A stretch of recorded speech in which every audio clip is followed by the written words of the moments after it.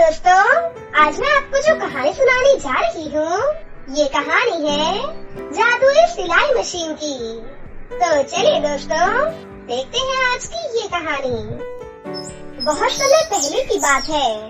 मुंबई शहर में एक अनीता नाम की लड़की अपनी माँ रीता और अपने पिता किशोर के साथ ही रहा करती थी। अनीता के पास किसी चीज की कोई कमी नहीं थी। वो बहुत अमीर थी। उसके पिता शहर के सबसे बड़े वकील थे और उसकी माँ एक ऑर्गेनाइजेशन की मालकिन थी। अनीता को अपने पैसों और जमीन जायदाद पर बिल्कुल भी घमंड नहीं था। वो सभी के साथ मिलजुल कर ही रहती थी। अनीता मुंबई के सबसे बड़े स्कूल में पढ़ा करती थी। क्योंकि अनीता बहुत ही अमीर और सुंदर थी, इसलिए सभी लड़कियाँ उसकी दोस्त बनना चाहती थीं। अनीता दिखने में बहुत ही खूबसूरत और एक समझदार लड़की थी। अनीता की माँ रीता ने अपनी बेटी पर कभी भी ध्यान नहीं दिया। वो हमेशा अपने दोस्तों के साथ किटी पार्टियाँ करती, क्लब जाती और अपना जीवन बहुत एंजॉय करती। रीता को अपने घर परिवार का बिल्कुल भी ध्यान नहीं था। वो ऐशो आराम से जीती थी और कमाए हुए पैसे शान शौकत में उड़ाया करती थी और महंगी महंगी चीजें खरीदा करती थी। एक बार अनीता अपने पिता के साथ घूमने के लिए जाती है। अनीता के पिता अनीता को मेला घुमाने के लिए ले जाते हैं।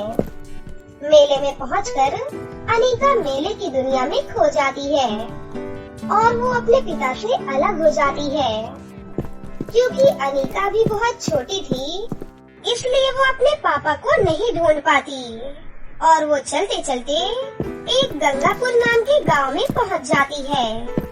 गांव पहुंचकर उसे एक बूढ़े दादा मिलते हैं। अनीता उन बूढ़े दादा से कहती है, दादाजी, मैं यहाँ पर पास में ही मेला घूमने आई थी और मेला देखने के चक्कर में मैं अपने पिताजी से अलग हो गई।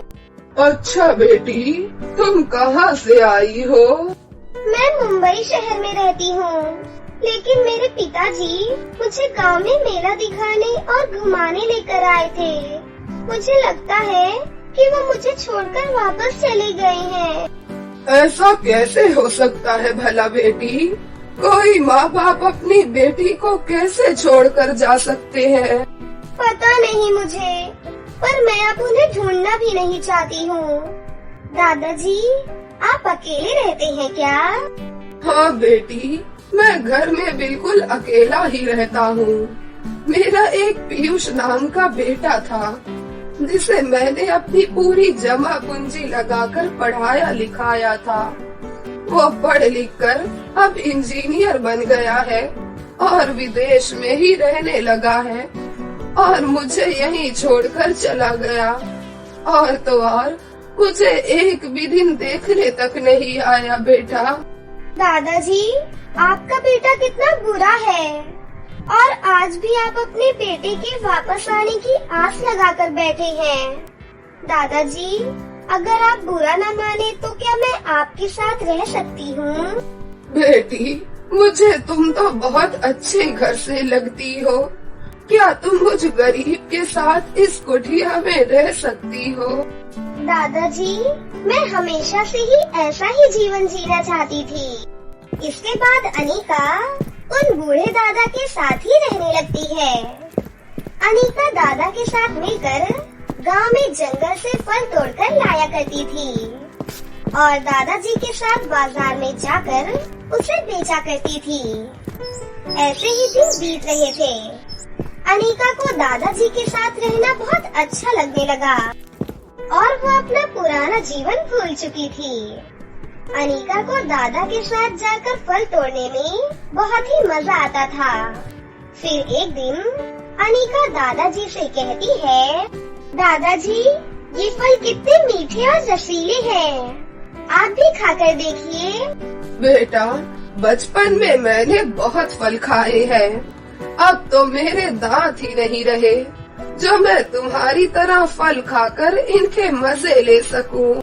आप खा नहीं सकते तो क्या हुआ? आप इसका जूस बनाकर तो पी सकते हैं ना। ये कहते हुए अनीका अचानक से रुक जाती है और उसे याद आता है कि वो अब गांव में रहने लगी है, जहाँ पर जूस बनाने के लिए कोई भी मशीन नहीं है। एक दिन अचानक से दादाजी की तबीयत बहुत खराब हो जाती है और उन्हें इलाज की जरूरत पड़ती है। दादा और अनीका मिलकर उतने ही पैसे कमा पाते थे जितने कि एक दिन में खर्च कर लिया करते थे।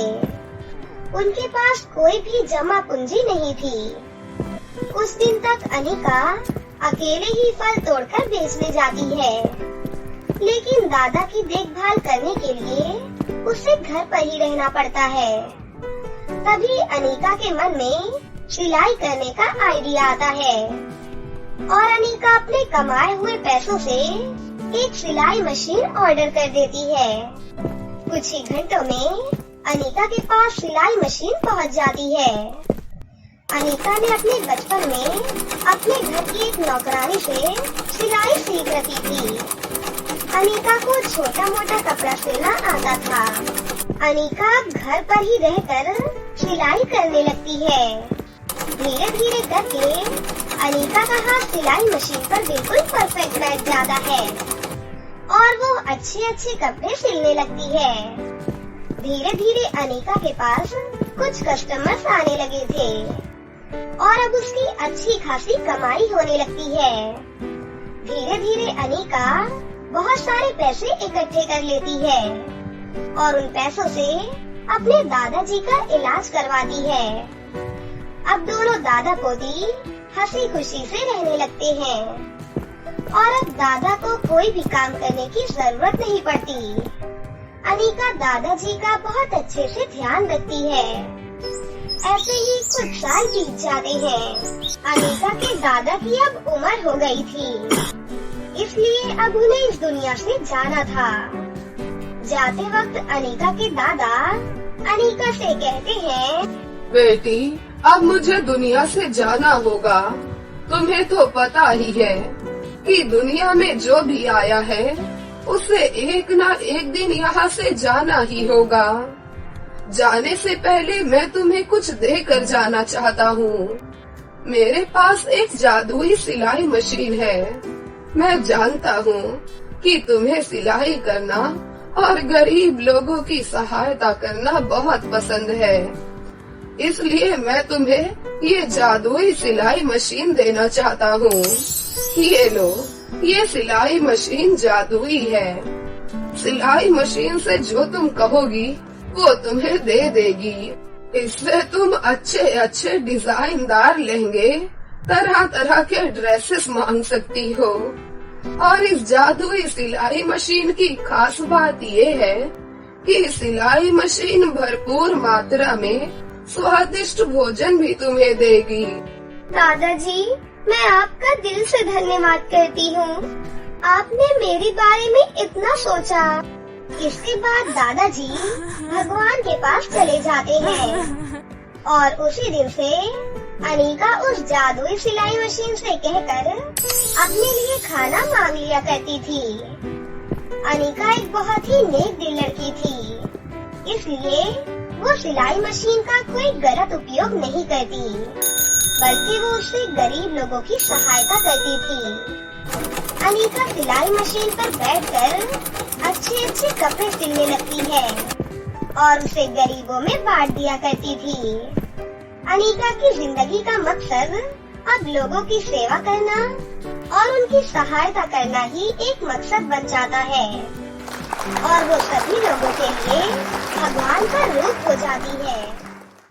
हेलो दोस्तों, आज मैं आपको जो कहानी सुनाने जा रही हूँ, ये कहानी है जादुई सिलाई मशीन की। तो चलिए दोस्तों, देखते हैं आज की ये कहानी। बहुत समय पहले की बात है। मुंबई शहर में एक अनीता नाम की लड़की अपनी माँ रीता और अपने पिता किशोर के साथ ही रहा करती थी। अनीता के पास किसी चीज की कोई कमी नहीं थी। वो बहुत अमीर थी। उसके पिता शहर के सबसे बड़े वकील थे और उसकी माँ एक ऑर्गेनाइजेशन की मालकिन थी। अनीका को अपने पैसों और जमीन जायदाद पर बिल्कुल भी घमंड नहीं था। वो सभी के साथ मिलजुल कर ही रहती थी। अनीका मुंबई के सबसे बड़े स्कूल में पढ़ा करती थी। क्योंकि अनीका बहुत ही अमीर और सुंदर थी, इसलिए सभी लड़कियां उसकी दोस्त बनना चाहती थीं। अनीका दिखने में बहुत ही खूबसूरत और एक समझदार लड़की थी। अनीका की माँ रीता ने अपनी बेटी पर कभी भी ध्यान नहीं दिया। वो हमेशा अपने दोस्तों के साथ किटी पार्टियां करती, क्लब जाती और अपना जीवन बहुत एंजॉय करती। रीता को अपने घर परिवार का बिल्कुल भी ध्यान नहीं था। वो ऐशो आराम से जीती थी और कमाए हुए पैसे शान शौकत में उड़ाया करती थी और महंगी महंगी चीजें खरीदा करती थी। एक बार अनीका अपने पिता के साथ घूमने के लिए जाती है। अनीका के पिता अनीका को मेला घुमाने के लिए ले जाते हैं। मेले में पहुंचकर अनीका मेले की दुनिया में खो जाती है और वो अपने पिता से अलग हो जाती है। क्योंकि अनीका भी बहुत छोटी थी, इसलिए वो अपने पापा को नहीं ढूंढ पाती और वो चलते चलते एक गंगापुर नाम के गांव में पहुंच जाती है। गांव पहुंचकर उसे एक बूढ़े दादा मिलते हैं।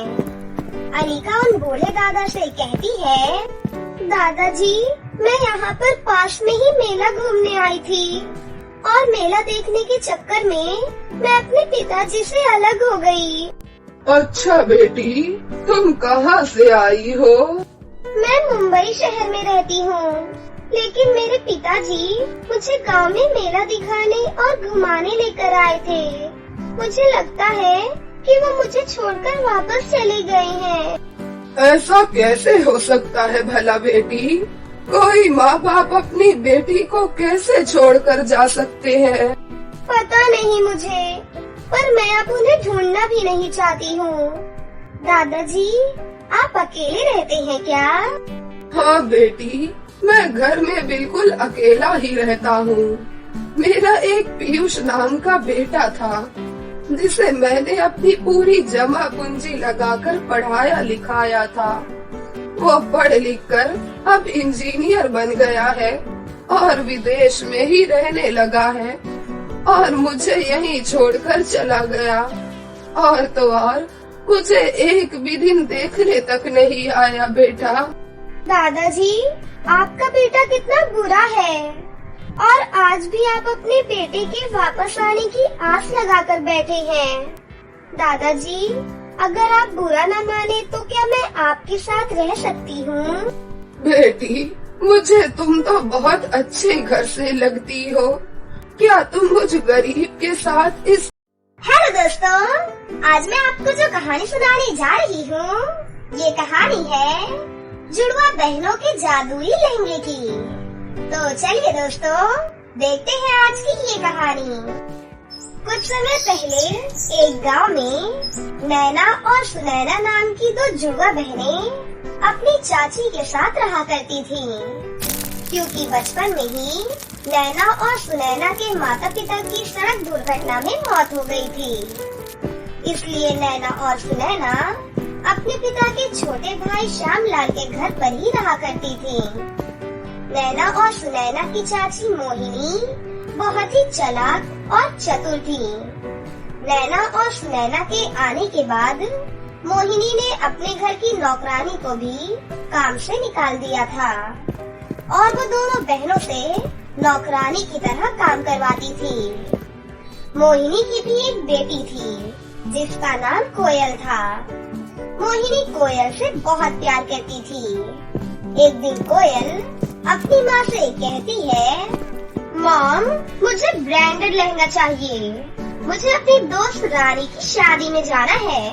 मैं चाहती हूँ कि मेरे लहंगे के सामने कोई टिक ना सके। क्यों नहीं मेरी बेटी, मैं तुझे महंगा और ब्रांडेड लहंगा दिलाऊंगी। और अगले ही दिन मोहिनी अपनी बेटी के लिए ब्रांडेड लहंगा ले आती है। मोहिनी कोयल की हर जिद पूरी करती है, लेकिन नैना और सुनैना के लिए कुछ भी नहीं लाती थी। ये सब देखकर नैना और सुनैना बहुत ही उदास हो जाती हैं। नैना अपनी बहन सुनैना से कहती है, सुनैना, मुझे भी सुंदर सुंदर कपड़े पहनने का बहुत मन करता है। अगर हमारे माता पिता जिंदा होते तो हमें कितने सारे सुंदर सुंदर फ्रॉक दिलवा देते ना। हाँ मेरी प्यारी बहन, अगर हमारे माता पिता जिंदा होते तो हमें ये दिन नहीं देखने पड़ते। लेकिन कोई बात नहीं, ऐसे ही दिन बीत रहे थे। एक दिन श्यामलाल शहर से वापस आता है और वो नैना और सुनैना के लिए सुंदर सुंदर कपड़े लेकर आता है और कोयल के लिए भी एक सुंदर सी फ्रॉक लाता है। कि तभी कोयल की सुंदर फ्रॉक देखकर नैना बोलती है, चाचा जी, मुझे ये फ्रॉक अच्छी नहीं लग रही। मुझे कोयल दीदी की वो ब्लैक वाली फ्रॉक बहुत अच्छी लग रही है। कोई बात नहीं मेरी प्यारी बच्ची, तुम ये ब्लैक फ्रॉक ले लो। कोयल इस बात से बहुत गुस्सा हो जाती है कि नैना ने उसकी फ्रॉक क्यों ली। कोयल और मोहिनी नैना के ऊपर आग बगोला हो जाती है, लेकिन वो कुछ भी नहीं कर सकती थी, क्योंकि जब तक उनके चाचा जी घर में रहा करते, मोहिनी नैना और सुनैना से अच्छा बर्ताव ही किया करती थी। लेकिन एक दिन कोयल नैना से बदला लेने के बारे में सोचती है और वो नैना से बोलती है, नैना, क्या तुम किचन से चाकू लेकर आओगी? वो मुझे सेब काटना है।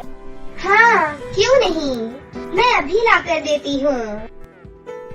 नैना किचन से चाकू लाकर जब कोयल के हाथ में दे देती है तो कोयल जानबूझकर अपना हाथ खुद काट लेती है और रोने का नाटक करने लगती है और जोर जोर से चिल्लाकर कहती है, मर गई रे! अरे माँ, पिताजी, जल्दी आइए! देखिए, इस नैना की बच्ची ने मुझे मारने की कोशिश की। माँ कहाँ है आप? आइए जल्दी! कोयल को चिल्लाते हुए सुनकर तभी मोहिनी और श्यामलाल वहाँ पर पहुँच जाते हैं। मोहिनी कोयल के हाथ से निकलता हुआ खून देखकर चौंक जाती है और उससे कहती है, हाय मेरी बच्ची, ये सब कैसे हुआ बेटा? माँ, इस नैना की बच्ची ने मुझे जान से मारने की कोशिश की ताकि पिताजी मेरे मरने के बाद इसकी सारी इच्छा पूरी कर सके। सुनिए, आप देख रहे हैं ना, आज इसने मेरी बच्ची को मारने की कोशिश की है। कल को ये दोनों बहनें हमें भी मार सकती हैं। हमने इन दोनों मनहूसों को अपने घर में रखा, पर ये तो देखो, ये हम पर ही हमला कर रही हैं। अब खड़े खड़े मेरा मुंह क्या देख रहे हो? इन मनहूसों को इसी वक्त घर से बाहर निकालो। आप क्या निकालेंगे? रुकिए, मैं खुद ही निकालती हूँ। कोयल और मोहिनी की बातें सुनकर श्यामलाल भी उनकी बातों में आ जाता है और फिर मोहिनी नैना और सुनैना को धक्के मारकर घर से बाहर निकाल देती है। बेचारी नैना और सुनैना इस बारे में कुछ कह भी नहीं पाती और चुपचाप अपने चाचा का घर छोड़कर एक जंगल में चली जाती है। तभी नैना सुनैना से कहती है, सुनैना, हमने अपनी चाची जी का कितना अत्याचार सहा। काम करते करते हमारे हाथों में छाले पड़ गए, फिर भी उन्होंने वही किया जो उन्हें करना था। हमें घर से धक्के मारकर कोयल दीदी ने बाहर निकलवा दिया और चाचा जी के सामने हमें झूठा भी बनवा दिया। अब हम कहाँ जाएंगे, कहाँ रहेंगे सुनैना? ऐसा कहकर नैना जोर जोर से रोने लगती है कि तभी सुनैना देखती है कि एक बूढ़ी औरत बहुत सारी लकड़ियाँ लेकर कहीं जा रही थी। तभी सुनैना उस बूढ़ी औरत के पास जाती है और उस बूढ़ी औरत की मदद करने के लिए कहती है कि तभी वो बूढ़ी औरत कहती है, बेटा, तुम्हारा बहुत बहुत धन्यवाद, लेकिन मैं बुढ़िया नहीं हूँ, मैं एक परी हूँ। मुझे एक चुड़ैल ने अपनी काली शक्तियों से बुढ़िया बना दिया और वो दिन रात मुझसे काम करवाती है। बहुत अच्छी हो, क्योंकि आज तक किसी ने मेरी मदद नहीं की। तुम ही मेरी मदद कर सकती हो। उस चुड़ैल के पास मेरी जादुई छड़ी है। अगर मुझे मेरी छड़ी मिल जाएगी तो मैं अपने परी रूप में वापस आ जाऊंगी, लेकिन वो लाना बहुत मुश्किल है बेटा। परी जी, आप मुसीबत में हैं और हमारी माँ हमेशा समझाती थी कि हमेशा मुसीबत में आए लोगों की मदद करनी चाहिए। यही इंसानियत होती है कि एक इंसान दूसरे इंसान के काम आ सके। नैना और सुनैना परी के कहे अनुसार उस चुड़ैल की गुफा में पहुंच जाती हैं और चुपके से पीछे से जाकर उस चुड़ैल के ऊपर हमला कर देती है और चुड़ैल को बांध देती है।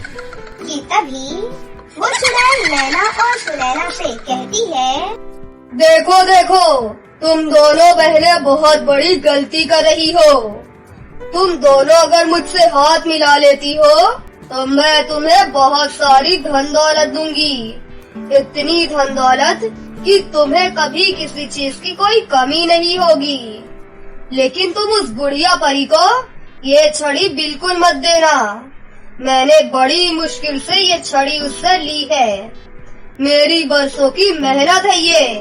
तुम ऐसा बिल्कुल मत करना। चुप कर दुष्ट चुड़ैल, हमें धन दौलत का कोई लालच नहीं है।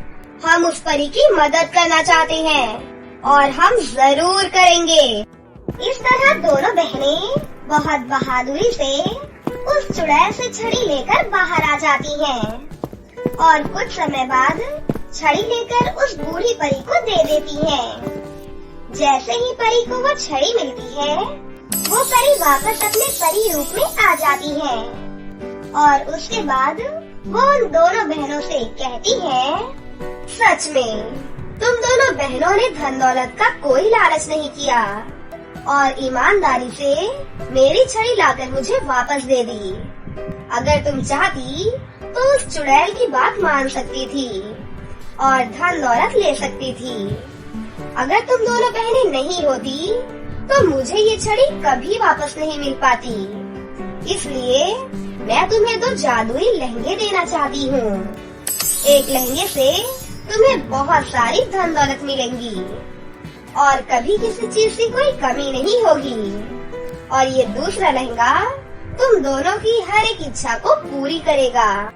ये सब सुनकर दोनों बहनें परी को धन्यवाद देती हैं और परी वहाँ से चली जाती है। कुछ समय बाद वो जादुई लहंगे से धन दौलत मांगती है और एक आलीशान घर में आ जाती है।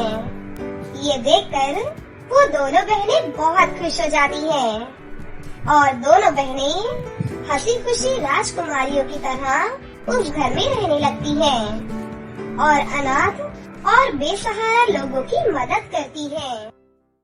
हेलो दोस्तों, आज मैं आपको जो कहानी सुनाने जा रही हूँ, ये कहानी है जुड़वा बहनों के जादुई लहंगे की। तो चलिए दोस्तों, देखते हैं आज की ये कहानी। कुछ समय पहले एक गांव में नैना और सुनैना नाम की 2 जुड़वा बहनें अपनी चाची के साथ रहा करती थीं, क्योंकि बचपन में ही नैना और सुनैना के माता पिता की सड़क दुर्घटना में मौत हो गई थी। इसलिए नैना और सुनैना अपने पिता के छोटे भाई श्यामलाल के घर पर ही रहा करती थीं। नैना और सुनैना की चाची मोहिनी बहुत ही चालाक और चतुर थी। नैना और सुनैना के आने के बाद मोहिनी ने अपने घर की नौकरानी को भी काम से निकाल दिया था और वो दोनों बहनों से नौकरानी की तरह काम करवाती थी। मोहिनी की भी एक बेटी थी जिसका नाम कोयल था। मोहिनी कोयल से बहुत प्यार करती थी। एक दिन कोयल अपनी माँ से कहती है, मॉम, मुझे ब्रांडेड लहंगा चाहिए। मुझे अपनी दोस्त रानी की शादी में जाना है। मैं चाहती हूँ कि मेरे लहंगे के सामने कोई टिक ना सके। क्यों नहीं मेरी बेटी, मैं तुझे महंगा और ब्रांडेड लहंगा दिलाऊंगी। और अगले ही दिन मोहिनी अपनी बेटी के लिए ब्रांडेड लहंगा ले आती है। मोहिनी कोयल की हर जिद पूरी करती है, लेकिन नैना और सुनैना के लिए कुछ भी नहीं लाती थी। ये सब देखकर नैना और सुनैना बहुत ही उदास हो जाती हैं। नैना अपनी बहन सुनैना से कहती है, सुनैना, मुझे भी सुंदर सुंदर कपड़े पहनने का बहुत मन करता है। अगर हमारे माता पिता जिंदा होते तो हमें कितने सारे सुंदर सुंदर फ्रॉक दिलवा देते ना। हाँ मेरी प्यारी बहन, अगर हमारे माता पिता जिंदा होते तो हमें ये दिन नहीं देखने पड़ते। लेकिन कोई बात नहीं, ऐसे ही दिन बीत रहे थे। एक दिन श्यामलाल शहर से वापस आता है और वो नैना और सुनैना के लिए सुंदर सुंदर कपड़े लेकर आता है और कोयल के लिए भी एक सुंदर सी फ्रॉक लाता है। कि तभी कोयल की सुंदर फ्रॉक देखकर नैना बोलती है, चाचा जी, मुझे ये फ्रॉक अच्छी नहीं लग रही। मुझे कोयल दीदी की वो ब्लैक वाली फ्रॉक बहुत अच्छी लग रही है। तो दोस्तों, कैसी लगी आपको हमारी ये कहानी? अगर आपको हमारी कहानी अच्छी लगी हो तो इसे जरूर लाइक करें, साथ ही हमारे चैनल को सब्सक्राइब भी कर लें और बेल आइकन को दबाना ना भूलें। मिलते हैं अगली वीडियो में। धन्यवाद।